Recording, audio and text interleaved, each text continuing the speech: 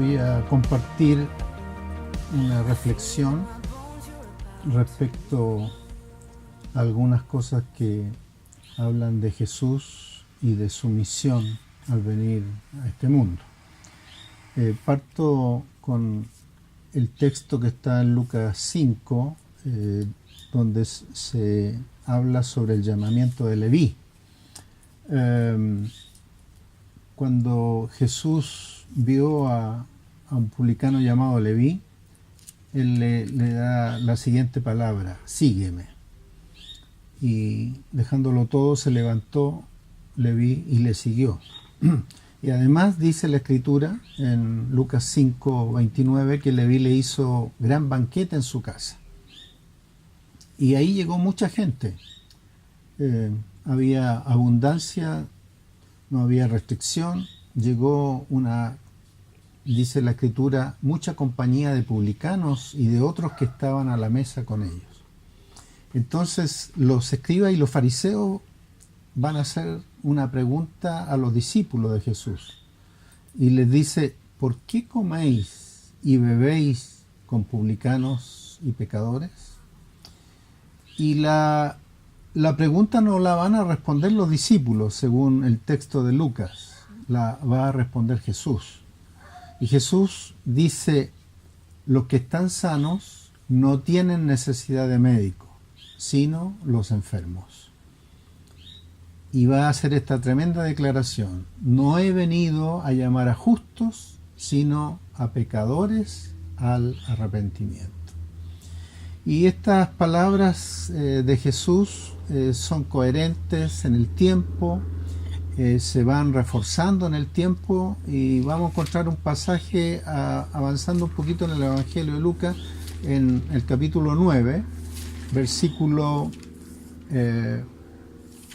51 al 56. Ahí hay una palabra relacionada con dos discípulos íntimos de Jesús, como eran Jacobo y Juan. Estos discípulos tenían como misión preparar la llegada de Jesús entrando a Samaria. Pero dice que en Samaria no le recibieron porque su aspecto era como de ir a Jerusalén.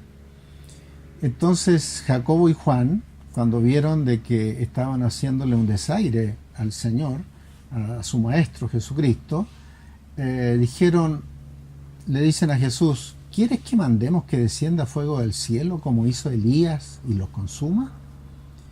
Entonces Jesús va a reprenderlos con estas palabras: ustedes no saben de qué espíritu son, porque el Hijo del Hombre no ha venido para perder las almas de los hombres, sino para salvarlas. Y se fueron a otra aldea. Y para terminar estas citas donde haré la reflexión, llegamos a el encuentro de Jesús y Zaqueo, Lucas 19. Va pasando Jesús, o habiendo entrado Jesús en Jericó, dice la Escritura en el Lucas 19:1, iba pasando por la ciudad. Entonces hay una persona conocida en el ámbito de los publicanos porque era jefe de ellos, y además dice la Escritura el detalle que era rico. Pero esta persona quería ver a Jesús, y va a dar un detalle en la Escritura que era pequeño de estatura. Entonces entre medio de la multitud se perdía y no iba a ser posible de que él pudiese ver a Jesús. Entonces toma la decisión de adelantarse a esta comitiva que iba con Jesús. Se adelanta Zaqueo y se sube a un árbol para ver mejor, porque por ahí había de pasar Jesús. Ahora, cuando Jesús llega a donde está ese árbol y arriba del árbol Zaqueo, mira hacia arriba y lo llama por su nombre. ¿Cómo sabía Jesús el nombre de Zaqueo? No se habían encontrado antes, pero el Señor conoce a todos los hombres y Él es capaz de llamarnos por nuestro nombre. Y le va a dar esta tremenda noticia: date prisa, desciende, porque hoy es necesario que pose yo en tu casa.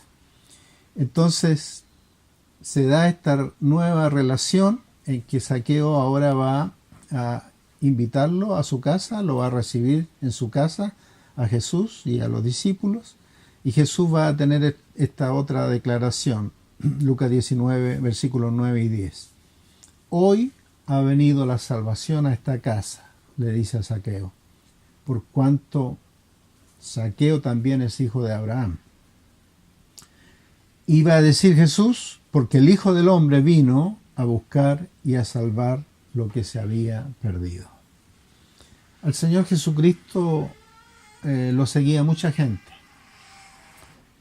El Señor tenía miles de seguidores. Y tal vez nosotros, con una respuesta así de la gente frente a una predicación, tendríamos como la tentación de decir, tenemos mucha gente, establezcámonos y hagamos una gran congregación. Y luego vemos cómo recogemos ofrendas, recibimos diezmos y nos establecemos y nos financiamos y podemos también establecer algunos ministerios a tiempo completo y vamos a prosperar. Pero el Señor Jesucristo no cedió a esa tentación de establecerse, porque Él traía muy clara la misión, de la cual era que venía a buscar y a salvar lo que se había perdido. Y Jesús entonces durante todo su ministerio va a estar recorriendo de norte a sur la tierra de Israel, y en cada lugar donde estaba Él entregaba el evangelio del reino, y había gente que entonces aceptaba el mensaje, recibía el mensaje y era salva. Entonces, qué glorioso es ver cómo el Señor viene con la misión muy clara, viene con un entendimiento muy claro de cuál es la voluntad del Padre. La agenda de Jesús la manejaba el Padre le decía, hoy vamos a tal lugar, hoy nos quedamos en tal aldea, en tal ciudad, y el Padre entonces dirigía los pasos del Hijo. Ahora, alguien podría decir, pero ¿qué tiene de malo establecerse? ¿Y qué tiene de malo, por ejemplo, levantar ofrendas y recoger diezmos para el financiamiento del ministerio y para que otros también puedan entrar al ministerio del reino? No tiene nada de malo, pero lo que nos dijo el Señor y lo que mostró el Señor es que ese tipo de cosas son de un plano secundario en el movimiento del reino de Dios, en el movimiento de la predicación del Evangelio. Dios se preocupa siempre. Dios no nos va a dejar sin el pan nuestro de cada día. De modo que la vida de Jesús y el testimonio de Jesús viene siendo una referencia para nosotros de que ese no debe ser nuestro afán. La Escritura va a decir también de que muchas mujeres le seguían y le servían de sus bienes. Es decir, Jesús se acompañaba con los 12 y él mismo necesitaban comer, los 12 y él mismo necesitaban vestirse, los 12 y él mismo necesitaban un lugar donde vivir, pero todo eso lo proveía el Padre, porque el Padre se preocupa de nuestras necesidades. Si nosotros, siendo malos, sabemos dar buenas dádivas a nuestros hijos, ¿cuánto más nuestro Padre Celestial nos dará lo que necesitamos? Y finalmente quiero referirme a los últimos momentos de la vida del Señor, cuando ya Él está crucificado. En ese momento, dice la Escritura, y el mismo Lucas lo va a narrar, de que con él crucificaron a otros 2. Y va a decir la Escritura que eran malhechores. Y en algún momento, uno de los malhechores que estaban colgados se le ocurrió injuriar al Señor, es decir, su corazón estaba tan mal que ni aun en el momento de su muerte él pudo tener una actitud que le pudiera significar una oportunidad final de salvación. Eso habla de que cuando nuestro corazón está endurecido, finalmente, ni aunque estemos al borde de la muerte, ese endurecimiento podría cambiar. Un ejemplo es este malhechor. Va a decirle al Señor en ese mismo estado ya final de muerte: si tú eres el Cristo, sálvate a ti mismo y a nosotros. Pero el otro malhechor, que estaba al otro lado de Jesús, va a decirle: ¿ni aún temes tú a Dios estando en la misma condenación? Estoy leyendo Lucas 23, 40. Y entonces este segundo malhechor va a decir: nosotros la verdad justamente padecemos porque recibimos lo que merecieron nuestros hechos. Pero este, refiriéndose a Jesús, ningún mal hizo. Y entonces va a tener se va a dirigir a Jesús con estas palabras: acuérdate de mí cuando vengas en tu reino. Y el Señor le va a responder con estas hermosas palabras: de cierto te digo que hoy estarás conmigo en el paraíso. Entonces, yo hago la siguiente reflexión. Para la gente que no estuvo en el lugar de la crucifixión y escuchó que crucificaron a 3 personas, uno de ellos era el Hijo de Dios y los otros 2 eran malhechores. Malhechores, los otros evangelios hablan de ladrones, o sea, eran popularmente malos, eran personas decididamente identificadas como malhechores y o como ladrones. Para las personas que no estuvieron ese día de la crucifixión y escucharon de que fueron crucificados estos 2 ladrones, el pensamiento natural y normal es que, bueno, murieron en su ley y entonces recibieron y recibirían lo que merecían. O sea, ladrones mueren como ladrones, por lo tanto son condenables y condenados. Pero lo interesante es que los que estuvieron ahí en el momento de la crucifixión y escucharon este diálogo que se dio entre uno de los malhechores y Jesús y el otro malhechor y el mismo ladrón, y además las últimas palabras de Jesús, pudieron decir: uno de ellos fue salvo, uno de ellos recibió la gracia bendita de nuestro Señor, que le concedió en el último momento pedirle al Señor que le considerara, que se acordara de él. Y el Señor hasta el último momento de su vida estuvo para buscar y salvar lo que se había perdido. A minutos de morir el Señor estaba salvando. A minutos ya de dejar su ministerio definitivamente y terminar su obra, en las palabras de decir consumado es, el Señor salvó al último pecador que pudo salvar.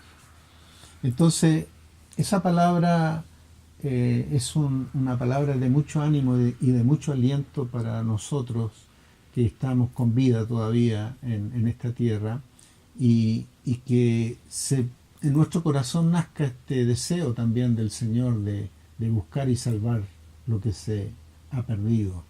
Y ese buscar y salvar lo que se ha perdido puede estar en nuestro propio cónyuge, en nuestros propios hijos, en nuestros familiares, en nuestros vecinos, en nuestras amistades, es decir, donde nosotros estamos para alcanzar a otros, donde nosotros nos reunamos con otros, donde nosotros compartamos con otros. Ahí puede haber alguien que necesita a Jesucristo y nosotros podemos ser usados por el Señor para decirle: hoy puedes entrar al reino de Dios. El llamado del Señor es para el hoy. Si hoy oyeres su voz, no endurezcáis vuestro corazón. y una palabra que fue dada para la iglesia de la Odisea, pero que también tiene una aplicación en este momento o en estos días para la gente, es que Él está a la puerta y llama. Si alguno oye su voz y abre la puerta, Jesús va a entrar y se va a quedar. Y se va a quedar para siempre. La invitación es a abrir la puerta. Entendemos o podemos referirnos a que esa puerta puede ser la puerta del corazón. Y la puerta del corazón no se abre por fuera, se abre por dentro. Quiere decir de que cada persona tiene que decidir voluntariamente abrirle la puerta de su corazón a Jesús. Y aquel que lo haga, entonces el Señor está presto para entrar. Invita a Jesús. Si tú no lo has recibido en tu corazón como Señor, como Salvador, como Sanador, si no has tenido esta experiencia de recibir a Cristo, ábrele la puerta de tu corazón y dile: Jesús, ven a morar en mi corazón. Y el Señor te va a conceder esa petición y esa bendición. Que puedas ser uno más del reino de Dios al hacer esta oración e invitar a Jesús para que entre a tu vida.